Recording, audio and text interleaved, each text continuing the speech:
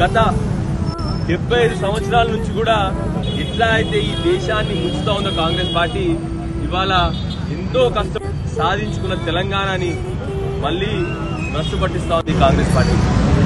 Correct ఇవాళకి Congress party ప్రభుత్వం ఏర్పడిన 420 రోజుల తర్వాత ఇప్పటికి వాళ్ళు ఇచ్చిన 420 హామీలు ఏ ఒక్క హామీ కూడా సరిగ్గా నెరవేర్చిన ప్రభుత్వం.